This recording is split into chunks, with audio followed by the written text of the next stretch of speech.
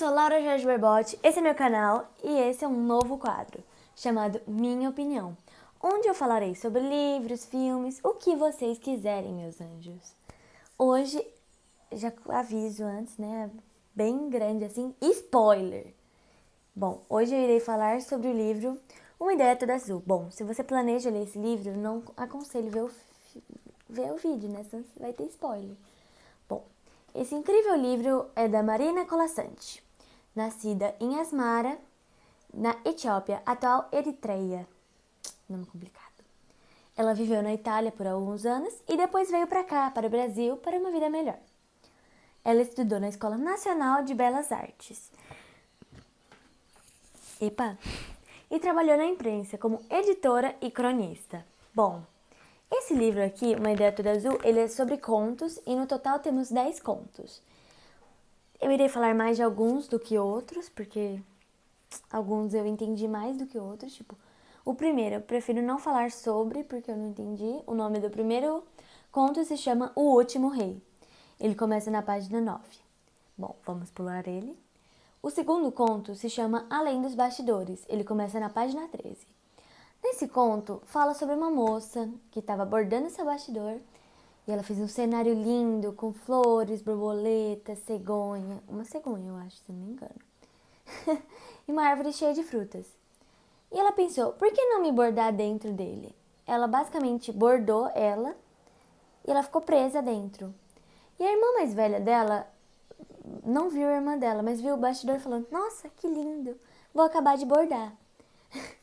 E ela prendeu a irmã dela para sempre dentro do bastidor. Eu acho que, na minha opinião, eu dei uma resumida bem grande aqui. Na minha opinião, eu acho que é uma história bonita, um final trágico e eu achei a irmã mais velha bem burra, na real. Pô, mano, sua irmã mais nova sumiu, o que você faz? Procura ela, não acaba bordando ela, né? Bom, o terceiro caso, conto, se chama Por Duas... calma aí, dicção travou. Por Duas Asas de Veludo. Ela começa na página 19. Ela fala sobre uma princesa que caça borboletas e pendura ela no quarto dela. Normal, super normal, quem nunca, né? E as borboletas começam a não estar mais no jardim. Motivos óbvios, para não serem caçadas.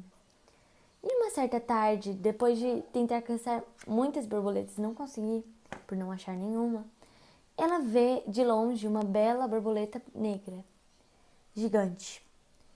E ela falou, eu vou caçar. E com, se eu não me engano, arco e flecha, ela começa a caçar ela. E quando ela finalmente acertou a flecha nela, na borboleta, em vez de acertar na borboleta, acertou nela mesma. Foi tipo, E ela se transformou em um cisne, porque realmente a borboleta gigante preta, ela era um cisne e não uma borboleta. E ela vive em um lago agora, e é isso. Bom, é um conto legal até, mas caçar borboleta e prender meio psicopata, né? O quarto conto se chama Um Espinho de Marfim. Ele começa na página 23. É um conto bonitinho, eu achei. Ele fala sobre um rei que um dia viu um unicórnio e falou, eu quero esse unicórnio, ele vai ser meu. E ele começou a caçar o unicórnio e foi... O começo é basicamente isso, ele caçando o unicórnio. E ele não consegue no final. Então a filha dele, a princesa, fala, pai, eu vou caçar esse unicórnio pra você e te dar de presente de aniversário. E ele fala, você tem 3 luas até lá. Se eu não me engano, as 3 luas dão 3 dias, eu não tenho a conta exata.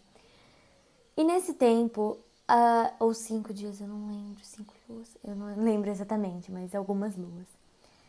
E nesse tempo, ela se apaixona pelo unicórnio, o unicórnio se apaixona por ela, e eles são um casal maravilhoso, quem nunca se apaixonou por um unicórnio. E no final, ela não queria matar o unicórnio pro pai, basicamente. E quando o pai foi cobrar ela, eu não entendi muito bem se foi um suicídio ou um homicídio. O chifre do unicórnio atinge ela, não sei se ela fez de propósito ou ele fez nela, achei um pouco confuso. E ela morre. Porém, esse momento em que o chifre mata ela, foi tipo, eles estão se juntando pra sempre. Ela foi morta pelo seu amado.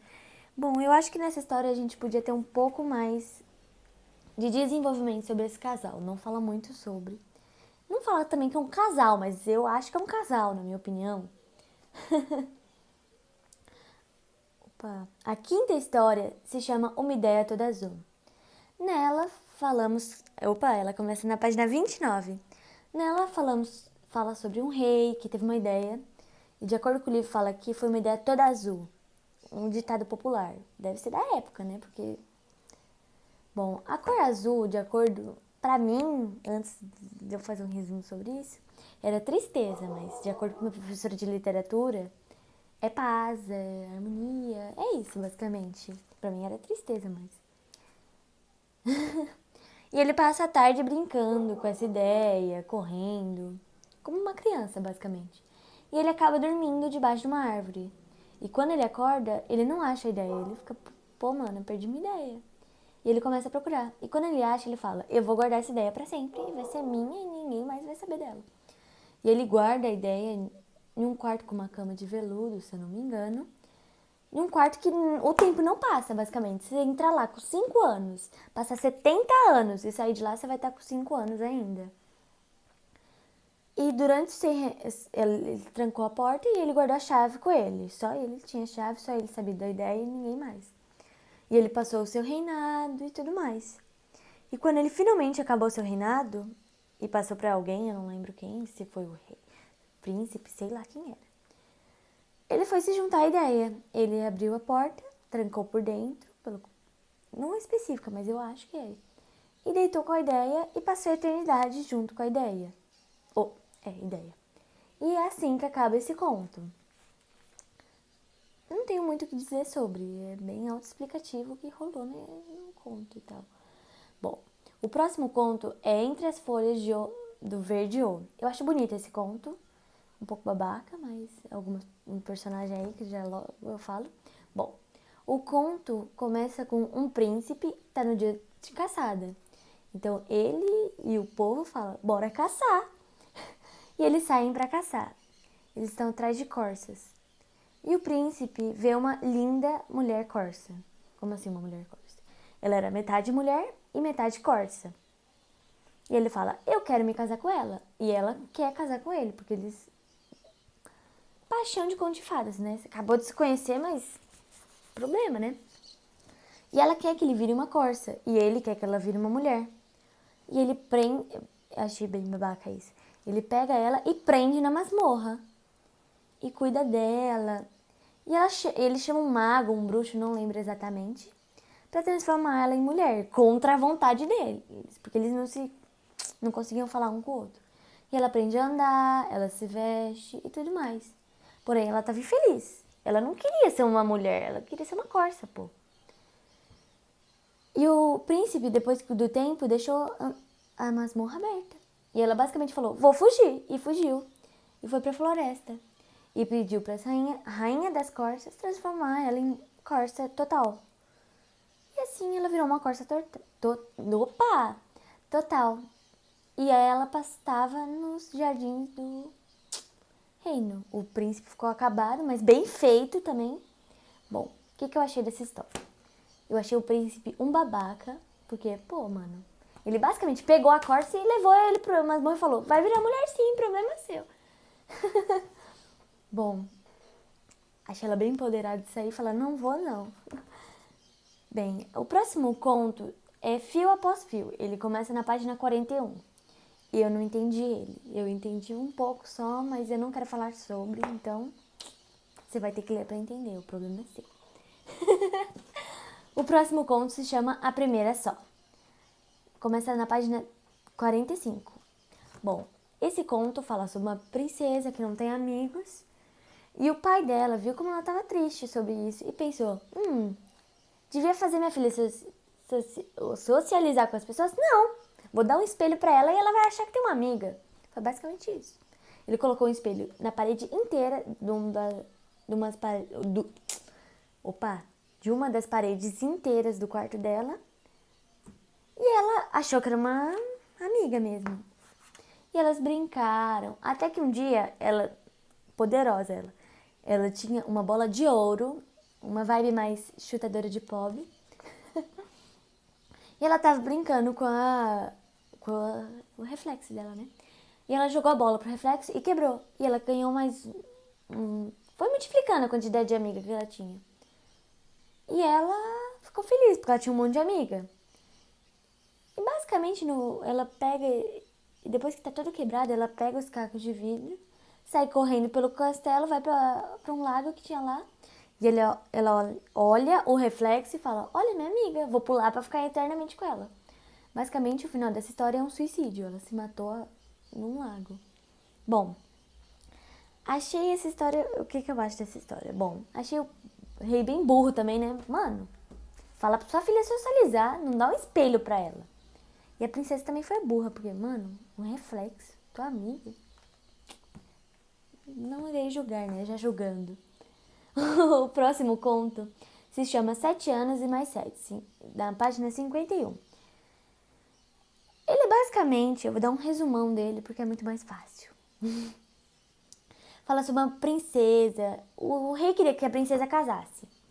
E ela se apaixonou por um príncipe. E o rei falou: Não quero que esse príncipe case com ela, não sei porquê. E ele prendeu ela em um quarto e deixou ela dormindo. E ele fez o mesmo, o príncipe, ficou dormindo. E basicamente eles sonharam que estavam casados, tiveram filhos e tal. E foi isso, eles ficaram dormindo a eternidade sonhando igual. Achei bem babaca o rei por fazer isso, né, mano? Sua filha. E o último conto se chama As Notícias e o Mel. Começa na página 57. Bom, nesse conto fala sobre um rei que não escutava de uma das orelhas, se eu não me engano, da orelha direita. E ele pediu pro gnômio, olha, um gnômio, pra ficar dentro da orelha dele e falar todas as notícias. Porém, o gnomo fez um acordo. Ele poderia fazer mel dentro da orelha. Super normal, todo dia, né? E o decorrer da história é o gnomo percebeu que quando vinha notícias ruins, o mel ficava com um gosto estranho. E quando vinha notícias boas, o mel tinha um gosto bom. Então, sempre que vinha uma notícia ruim do lado direito dele, onde o gnomo estava dentro da orelha, ele falava uma notícia boa em vez disso, pro mel ter um bom gosto. E na orelha esquerda, o primeiro-ministro falava as notícias ruins. E o rei falou: Gnomo, tampa minha outra orelha, não quero notícia ruim. E ele ficou surdo da única orelha que ele escutava, basicamente com cera por causa do gnomo. E ele decidiu que não queria ser mais rei e se aposentou e passou o cargo para o primeiro-ministro. E o gnomo passou o resto fazendo mel na orelha dele. Bom, achei meio estranho esse conto. Porque, primeiro, quem deixa uma pessoa fazer mel dentro da sua orelha? Estranho. Mas tudo bem, né? E é basicamente isso o livro. Esse livro foi ganhador de 2 prêmios. Chique, né? Os 2 do mesmo ano, de 1979. O primeiro prêmio foi Grande Prêmio de Crítica, Literatura Infantil da Associação Paulista de Críticos de Artes. E o segundo foi o Melhor para o Jovem, da Fundação Nacional de Livros Infantis e Juvenil. Bom, é basicamente esse o livro. Eu achei um livro interessante para quem gosta de contos. Eu gostei até, mas não é meu tipo de livro. Achei ele bem fino, na real, é bom. É bem rapidinho até. Tem muitos livros, se comparar, tipo, esse livro com o livro Hugo Cabret, é bem pequeno, basicamente, porque o livro Hugo Cabret tem 500 páginas. E não recomendo ler. Bom, é exatamente isso o livro. Bom, eu repeti 5 vezes, bom. Espero que vocês tenham entendido sobre o livro. E tenham, desculpe se eu travei algumas vezes, dicção, né? E pra vocês acharem que eu tô falando só o resumão, eu fiz uma resenha crítica sobre esse livro, então eu sei o que eu tô falando.